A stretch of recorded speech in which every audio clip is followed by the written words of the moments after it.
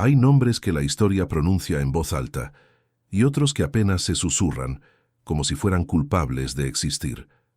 En el caso Ochoa, hubo un nombre que el régimen casi logró borrar, el del capitán Jorge Martínez Valdés.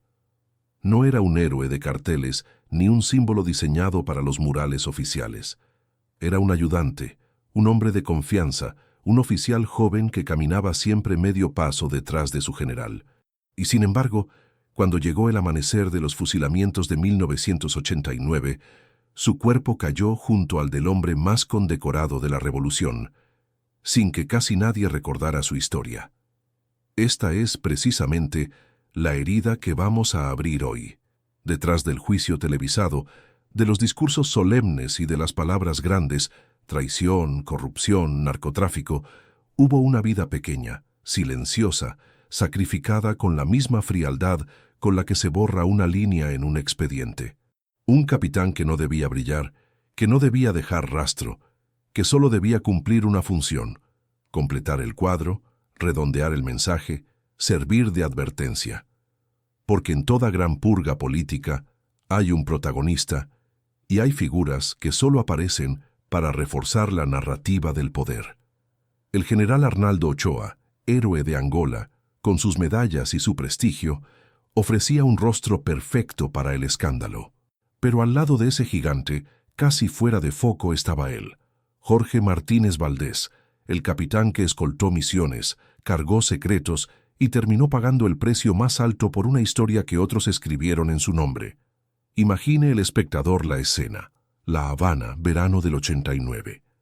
El juicio se transmite por televisión como un espectáculo ejemplarizante. Las familias siguen el proceso en silencio, pegadas a una pantalla que nunca había mostrado con tanta crudeza a sus propios militares confesando delitos. Se repiten las imágenes de Ochoa, de la Guardia, de los altos oficiales. Pero el rostro del capitán apenas aparece unos segundos. Su nombre suena rápido, casi atropellado, como si estorbara en un guión que ya estaba decidido. ¿Quién era entonces este hombre al que el paredón convirtió en un punto ciego de la memoria? ¿Cómo se llega, desde la promesa de una carrera al servicio de la patria, hasta un pelotón de fusilamiento donde nadie pronunciará tu nombre con respeto? La respuesta no está solo en los expedientes judiciales ni en los cargos de narcotráfico y corrupción. Está en algo más profundo, en el mecanismo de un régimen que usa a sus hombres, los eleva, los compromete y, cuando conviene, los borra. En esta historia no se trata de absolver ni de condenar, sino de mirar de frente esa zona gris donde se mezclan deber, miedo y ambición. Jorge Martínez no fue un civil ingenuo arrastrado por accidente. Era un oficial formado, un engranaje leal, alguien que aprendió desde joven que obedecer era sobrevivir, y que la proximidad al poder era tanto un privilegio como una sentencia suspendida sobre la cabeza. Y ahí surge la pregunta incómoda: ¿hasta qué punto este capitán fue arquitecto de sus propios delitos? ¿Y hasta qué punto fue el mensajero, el acompañante, el que se sentaba a un lado de la mesa mientras otros decidían el destino de millones? En la narrativa oficial es más fácil reducirlo a una etiqueta: cómplice, corrupto, traidor. Las etiquetas son cómodas, los matices, en cambio, son peligrosos. La historia de Jorge Martínez Valdés es, sobre todo, una historia de silencios. No hay grandes biografías, no hay documentales sobre su vida, no hay monumentos ni placas con su nombre.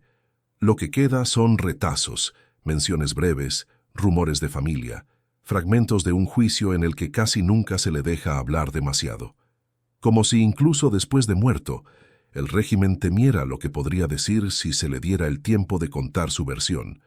Por eso este relato no empieza con él naciendo en una fecha precisa o ascendiendo en tal o cual unidad militar. Empieza en el lugar donde el poder quiso que terminara, frente al muro de madrugada, como parte de un grupo que debía representar la derrota moral de una élite. Desde ahí, desde ese amanecer húmedo y silencioso, retrocederemos hacia atrás.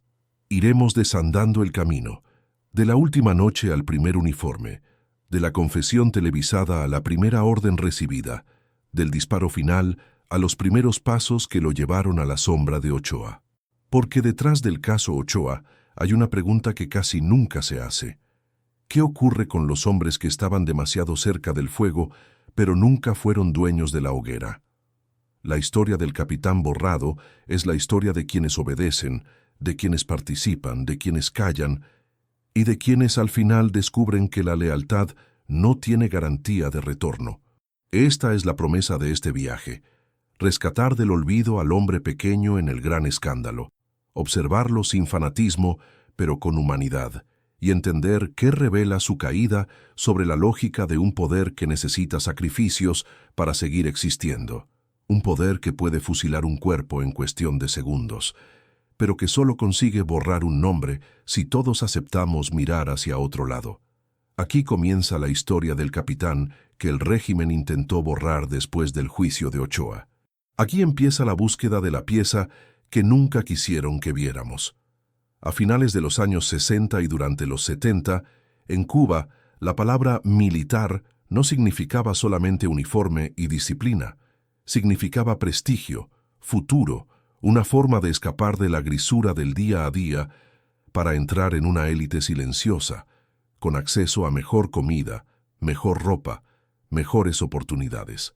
En esa atmósfera creció y se formó Jorge Martínez Valdés, uno de tantos jóvenes que vieron en las Fuerzas Armadas Revolucionarias no solo una vocación, sino una promesa, la posibilidad de ser alguien en un país donde el Estado lo decidía casi todo. La revolución ya no era el mito romántico de la Sierra Maestra, había pasado por Bahía de Cochinos, por la crisis de los misiles, por los primeros desencantos y las primeras purgas. Pero en los cuarteles se seguía repitiendo la misma consigna. El honor estaba en obedecer, en cumplir la orden sin preguntar demasiado, en asumir que la historia estaba escrita por los de arriba y ejecutada por los de abajo. El joven que aspiraba a oficial entendía pronto que su lealtad no era solo a la patria, sino a una cadena de mando que terminaba, en última instancia, en la figura casi mística del comandante en jefe. Imaginemos a Jorge como un cadete más en ese mundo. Madrugadas de formación, consignas, marchas bajo el sol, manuales ideológicos que explicaban quién era el enemigo. No se trataba solo de aprender a disparar o a mandar tropas, sino de internalizar una mentalidad.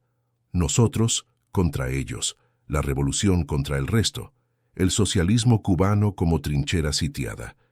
En ese marco, cuestionar una orden no era un acto de pensamiento crítico, era una sospecha de deslealtad. Poco a poco, los que destacaban por disciplina, discreción y eficacia iban siendo seleccionados para funciones más delicadas. No siempre eran los más brillantes intelectualmente, pero sí los más confiables. El sistema no premiaba tanto la creatividad como la obediencia y la capacidad de guardar secretos.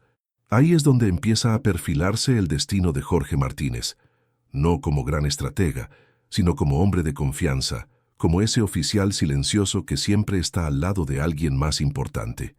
En los años 70 y principios de los 80, la proyección internacional de Cuba le daba a la estructura militar un papel central. Angola, Etiopía, Nicaragua, nombres de países lejanos que se repetían en los discursos y en los partes militares. Allí era donde se forjaban los héroes de la revolución tardía, los hombres que regresarían con historias de combate y medallas en el pecho. Servir en esos frentes no era solo un sacrificio, era una inversión política y personal.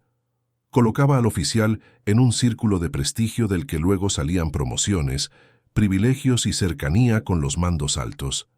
Es en ese contexto donde la figura del general Arnaldo Ochoa se vuelve casi legendaria. Veterano de Angola, carismático, respetado por sus tropas, con fama de hombre directo, menos dogmático que otros cuadros. Ser destinado a su órbita significaba entrar en el entorno de uno de los militares más admirados del país. Para un capitán como Jorge Martínez Valdés, convertirse en ayudante de Ochoa no era solo un ascenso. Era una consagración silenciosa, la confirmación de que el sistema confiaba en él para tareas donde un error podía costar mucho más que un regaño. La relación entre un general y su ayudante en ese universo era intensamente asimétrica, pero también íntima. El ayudante ve lo que otros no ven: conversaciones a puerta cerrada, cambios de humor, dudas, frustraciones. Acompaña viajes, coordina detalles logísticos, transmite mensajes que no deben dejar rastro escrito. El capitán vive en una zona intermedia, demasiado cerca del poder para ser ingenuo, demasiado abajo en la jerarquía para influir realmente en las decisiones.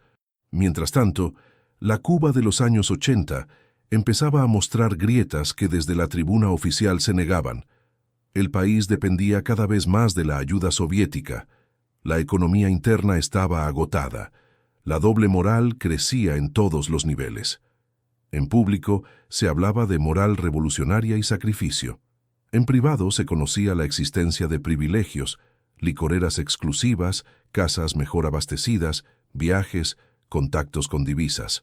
Quien estaba cerca de la élite militar veía de cerca esa contradicción. Para alguien como Jorge Martínez, acostumbrado a las reglas de la institución, esa doble realidad debía sentirse natural y perturbadora al mismo tiempo. La ideología le decía que todos eran iguales. La práctica le mostraba que algunos eran mucho más iguales que otros. Sin embargo, el sistema se sostenía precisamente sobre esa capacidad de convivir con la contradicción, de aceptar que había cosas que no tocaba comentar. Con el tiempo, el capitán se convirtió en una pieza útil en un tablero que se movía a escala internacional. No hablaba ante cámaras, no daba discursos, no aparecía en los periódicos. Su trabajo era estar, escuchar, ejecutar, desaparecer. Ese tipo de hombres son los que garantizan que las órdenes viajen sin ruido, que los acuerdos se cumplan, que los secretos se mantengan donde deben estar, en la sombra. El problema es que la sombra, en un régimen así, no solo protege, también traga. Quien vive demasiado tiempo en ella termina siendo invisible incluso cuando su vida está en juego. Cuando los años se acercaban al 1989 y el mundo comunista empezaba a tambalearse, esos hombres anónimos se encontraban en la posición más frágil. Sabían demasiado, decidían muy poco y dependían totalmente de la suerte política de sus superiores. Visto con distancia, el origen de la tragedia de Jorge Martínez Valdés no empieza en el juicio ni en las acusaciones de narcotráfico. Empieza en esta cultura militar donde la obediencia es virtud suprema, la cercanía al poder es recompensa y al mismo tiempo condena potencial. La Cuba que lo formó le enseñó que el silencio era sinónimo de lealtad.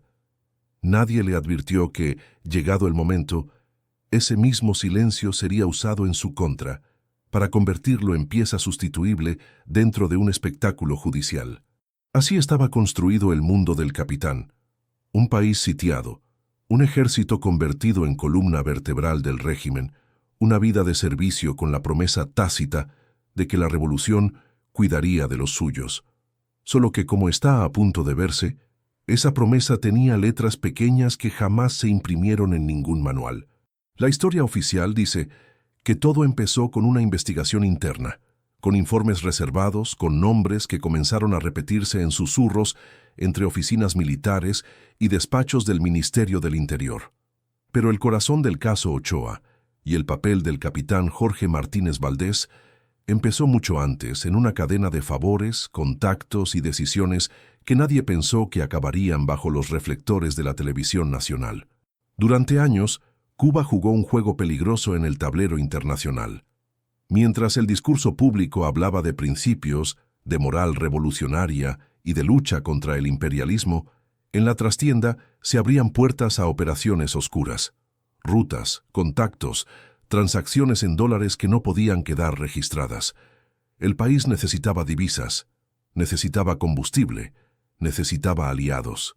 Y cuando un sistema se ve acorralado, la frontera entre la política y el crimen organizado se vuelve, de pronto, demasiado delgada.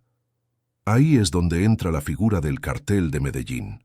Colombia hervía bajo la violencia desatada por Pablo Escobar y sus socios, y la cocaína era ya una mercancía global. Los carteles buscaban rutas seguras, puntos de tránsito confiables, y en el Caribe encontraron un espacio ideal: islas, costas, gobiernos necesitados de liquidez, estructuras militares capaces de mover cargas sin demasiadas preguntas. Cuba, oficialmente, no tenía nada que ver con eso. Oficialmente. En la práctica, ciertos sectores dentro de la cúpula militar y del Ministerio del Interior encontraron en ese submundo una fuente de recursos difícil de resistir. No se trataba solo de enriquecimiento personal, aunque lo hubo, sino también de financiar operaciones, proyectos, redes de influencia. Y en ese entramado, los nombres que luego aparecerían en la causa número 1 ya se movían desde hacía tiempo. El general Ochoa, el coronel Tony de la Guardia, otros oficiales, y más abajo en la cadena visible, el capitán Jorge Martínez Valdés. El capitán no negociaba directamente con Pablo Escobar. No era el cerebro financiero, no era el arquitecto de las rutas. Su rol era otro, el del hombre que acompaña, que viaja, que lleva mensajes, que se presenta con identidad falsa cuando hace falta, que se sienta en una sala de hotel mientras otros hablan y toma nota sin abrir la boca más de lo necesario. Para eso se elige a un hombre como él, discreto, obediente, sin excesivo protagonismo. Se ha hablado de viajes a Panamá, de encuentros fuera de la isla, de pasaportes que no llevaban el nombre real del capitán. En esos movimientos, él iba casi siempre como el ayudante del general o el hombre de confianza de Ochoa. Su autoridad no venía de su rango, sino de su cercanía. Abría puertas, organizaba horarios, transmitía instrucciones. En esos niveles, un gesto mal interpretado, una palabra de más, podía significar una sospecha mortal. Imaginemos una de esas escenas en un salón anónimo de un hotel en Centroamérica. Al otro lado de la mesa, emisarios de un cartel que controla toneladas de cocaína y millones de dólares. Del lado cubano, oficiales que no hablan a título personal, sino como representantes de un Estado que nunca reconocerá ese encuentro. En medio, sentado un poco atrás, el capitán Martínez, atento a cada detalle, consciente de que ese momento jamás existirá en ningún documento oficial. En esas mesas no solo se discuten rutas y porcentajes, se negocian silencios. Se establece cuánto vale cerrar los ojos, cuánto vale no ver un cargamento que pasa, cuánto vale que un radar mire hacia otra parte. La revolución, que había prometido ser diferente a todos los regímenes corruptos de América Latina, terminaba, por esas rendijas ocultas, hablando el mismo lenguaje que los hombres a los que pretendía condenar moralmente. Cuando la operación se volvió insostenible, cuando las presiones externas aumentaron y el riesgo político se hizo demasiado grande, la maquinaria del poder necesitó responsables. Alguien tenía que pagar.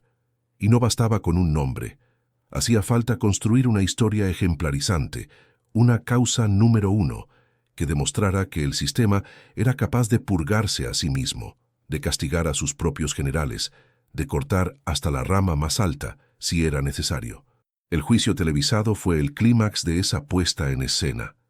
Allí estaba el general Ochoa, con su figura pesada, con su prestigio hecho añicos en vivo. Ahí estaba Tony de la Guardia, símbolo de los servicios especiales, convertido de pronto en villano público. Y alrededor, otros acusados necesarios para completar el cuadro. Entre ellos, el capitán Jorge Martínez Valdés, presentado como pieza importante de la conexión con el narcotráfico, como el hombre que manejó pasaportes falsos, contactos, viajes. En las imágenes que sobrevivieron, el contraste es brutal. Los altos mandos hablan más.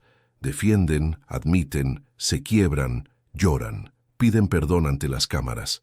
Cuando le toca intervenir al capitán, el tiempo es otro. Menos espacio, menos contexto, menos historia. Su papel es ser parte del coro de culpables, reforzar la narrativa de que no se trataba de un error aislado, sino de una red. Pero su biografía, sus motivaciones, su versión íntima de los hechos, casi no interesan. La ironía es cruel. El hombre que manejó identidades falsas, que cruzó fronteras en silencio, que se movió en la sombra para que otros pudieran negociar, terminó siendo un rostro apenas enfocado en el juicio que marcó para siempre a la élite militar cubana. Su nombre se pronuncia en la lectura de sentencia, se asocia a palabras como traición y crimen, y luego se diluye.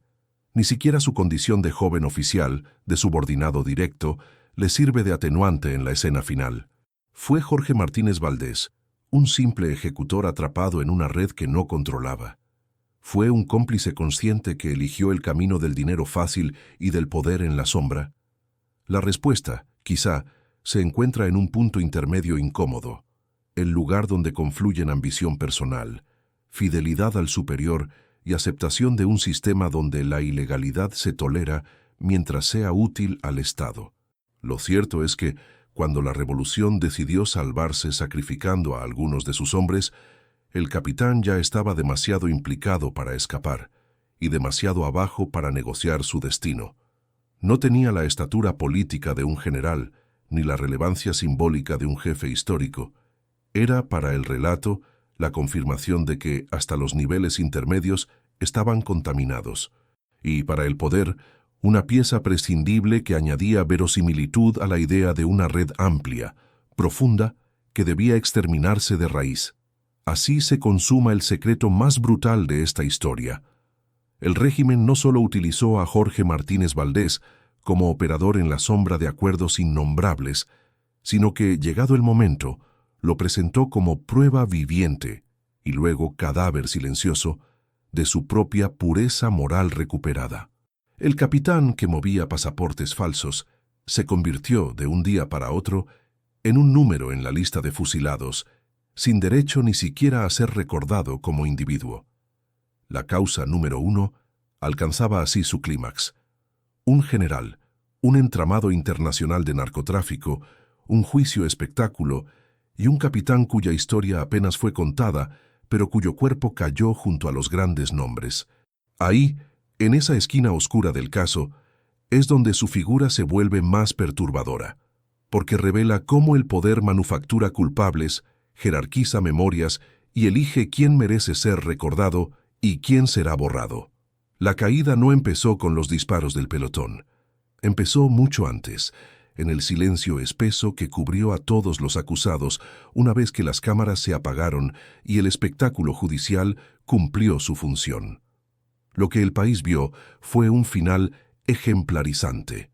Lo que no vio fue la lenta desintegración de esos hombres en la soledad de sus celdas, la sensación de haber sido usados, exhibidos y finalmente entregados a un amanecer del que no iban a regresar. Para el general Ochoa, para Tony de la Guardia, la magnitud de la caída era evidente. De la gloria a la infamia, del heroísmo público a la condición de traidores. Pero para el capitán Jorge Martínez Valdés, el efecto fue diferente, casi más cruel. Él no descendía desde la cúspide del mito. Caía desde un lugar intermedio, desde esa zona gris donde jamás había sido protagonista, pero donde creía, como tantos oficiales, que la revolución, en última instancia, no abandonaba a los suyos. El juicio le demostró lo contrario. Las horas previas al fusilamiento tienen algo de liturgia macabra, papeles que se firman, sentencias que se leen por última vez, pasos que resuenan en pasillos angostos. Quienes participaron en procesos similares hablan de una calma extraña, de una resignación que no siempre es aceptación, sino cansancio. El capitán, acostumbrado a obedecer órdenes, se encontró ante la única orden que ya no podía ejecutar: salvar su propia vida. Todo dependía de decisiones tomadas muy lejos de esa celda, en oficinas donde su nombre no pesaba nada. Al amanecer, la base militar donde se llevó a cabo el fusilamiento se convirtió en el escenario final de una dramaturgia política calculada. No había cámaras esta vez, no había discursos, solo un grupo de hombres alineados frente a un muro, con la mirada fija en un punto indescifrable, y otro grupo de hombres armados entrenados para disparar. En ese instante, todos los discursos sobre la moral revolucionaria se reducían a una acción simple y brutal: apretar el gatillo. Es difícil imaginar qué pasaba por la mente del capitán en esos minutos. Algunos recuerdan a condenados que pidieron escribir una última carta, otros que se aferraron a la religión que durante años les dijeron que era opio del pueblo, otros que intentaron mantener la postura militar hasta el final. Pensaría Jorge en su familia, en los años de servicio, en las misiones silenciosas, en las noches de confianza ciega en sus superiores. o pensaría con una lucidez cortante que había sido un peón sacrificado para que el rey no cayera. Cuando los disparos retumbaron en la madrugada, no murieron solo 4 hombres, murió también una cierta idea de lealtad. Entre los oficiales que seguían en sus cargos, entre los soldados jóvenes que habían admirado a Ochoa y que sabían de la existencia de figuras como el capitán, la sensación era ambigua: miedo, desconcierto, un mensaje clarísimo. Si se podía fusilar a un general héroe de Angola, ¿qué no se podría hacer con un capitán casi desconocido? El paredón no solo castigó conductas, disciplinó conciencias. Después vino el otro fusilamiento, más silencioso y prolongado, el de la memoria. Mientras el nombre de Ochoa quedó grabado como símbolo de la gran purga, para unos justicia, para otros ajuste político, el de Jorge Martínez Valdés se fue desvaneciendo. En los relatos de la época se menciona su nombre de pasada, como un elemento accesorio. Los manuales, los discursos, los documentales oficiales evitaron detenerse en él. Era más fácil explicar la caída de un general que asumir que también se sacrificaba a un capitán construido, desde joven, para obedecer aquella misma estructura que ahora lo ejecutaba. La familia del capitán vivió otra clase de condena, sin tumba pública, sin duelo abierto, sin derecho a llorar con palabras que cuestionaran la versión oficial. En sociedades cerradas, la culpa se hereda. Ser hijo, esposa, hermano de un fusilado por traición, pone un sello invisible en el expediente social. Se aprende a callar, a no preguntar qué pasó exactamente, a no pronunciar su nombre en voz alta. El régimen no solo borra del archivo, intenta borrar de la conversación cotidiana. Mientras tanto, los lugares donde descansan los restos de aquellos fusilados se convirtieron en puntos ciegos del mapa. Cementerios apartados, fosas discretas, coordenadas que casi nadie conoce con precisión. La muerte, en estos casos, no solo se administra como castigo, sino como escarmiento. No habrá monumento, no habrá flores oficiales, no habrá aniversarios. El hombre queda reducido a un expediente sellado y a un puñado de recuerdos clandestinos que sobreviven en la intimidad de unos pocos. Políticamente, la causa número 1 cumplió su misión inmediata. El régimen se mostró firme, implacable, capaz de cortar en carne propia para limpiarse. A corto plazo, el mensaje fue efectivo. Pocos se atrevieron a cuestionar en voz alta las contradicciones del proceso, las omisiones, las zonas de responsabilidad que nunca se investigaron. Pero a largo plazo, el caso Ochoa, y con él, el sacrificio de figuras como el capitán Jorge Martínez, abrió una grieta profunda en la confianza interna. Muchos comprendieron que la revolución podía, llegado el momento, devorar a cualquiera. En términos humanos, el descenso es aún más devastador. Un hombre que dedicó su vida adulta a un sistema, que alineó su destino al de sus superiores, descubrió en el tramo final que su biografía no valía lo suficiente como para merecer una defensa real. No hubo un gran abogado independiente, no hubo revisión externa, no hubo posibilidad de romper el guión ya escrito. El capitán pasó, en cuestión de meses, de ser un funcionario útil en la sombra a convertirse en un nombre incómodo que había que quitar del camino. La imagen que queda, aunque el régimen intentara evitarlo, es la de un ejército que mira hacia otro lado, compañeros de uniforme que preferían no hablar del tema, viejos camaradas que bajaban la voz si alguien mencionaba el juicio. En esa mezcla de miedo y prudencia se consuma el borrado del capitán. No hace falta prohibirlo explícitamente si todos entienden que nombrarlo es acercarse demasiado a una línea roja. El olvido se vuelve una forma de autoprotección colectiva. Y así, con los años, el caso se reduce a un par de rostros, a unas pocas frases repetidas por la propaganda y por la oposición. Los matices, las historias individuales, las responsabilidades compartidas se pierden. Pero en los márgenes, en relatos familiares, en recuerdos sueltos, reaparece siempre la misma sensación. Hubo hombres, como Jorge Martínez Valdés, que fueron demasiado pequeños para ser defendidos, pero lo bastante útiles como para ser sacrificados. En esa paradoja se encuentra la dimensión más amarga de su caída. La historia del capitán borrado nos obliga a mirar el costo humano de las narrativas políticas. Detrás de cada gran ejemplo que un régimen ofrece al pueblo, hay biografías trituradas, dudas nunca escuchadas, voces silenciadas. Jorge murió 2 veces. Primero ante el pelotón, luego en la memoria oficial que decidió no concederle siquiera el derecho a ser recordado como algo más que un cómplice. Y sin embargo aquí estamos tantos años después, pronunciando su nombre y preguntándonos qué nos dice su destino sobre la lógica del poder.